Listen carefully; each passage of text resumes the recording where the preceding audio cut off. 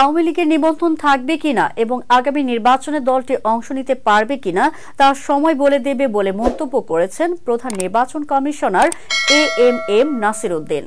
তিনি Sylhet circuit house সম্মেলন কক্ষে ভোটার তালিকা হালনাগাদ এবং ত্রয়োদশ জাতীয় সংসদ নির্বাচন উপলক্ষে মতবিনিময় সভায় একথা বলেন। সিইসি বলেন, সময় আসলে দেখা যাবে কোন কোন দলের নিবন্ধন থাকে, যারা থাকবে তাদের নিয়ে নির্বাচন হবে। আওয়ামী লীগ নির্বাচনে অংশ নিতে পারবে কিনা সময় আসলে তা দেখা যাবে। এছাড়া সিইসি জানান, নির্বাচনী ব্যবস্থা সংস্কার কমিশনের প্রতিবেদন এখনো পাওয়া যায়নি। প্রতিবেদন পেলে তার সুপারিশ অনুযায়ী পরবর্তী পদক্ষেপ নেওয়া হবে। তিনি বলেন, প্রতিবেদন পেলে আমরা পর্যালোচনা করে সিদ্ধান্তে আসতে পারব।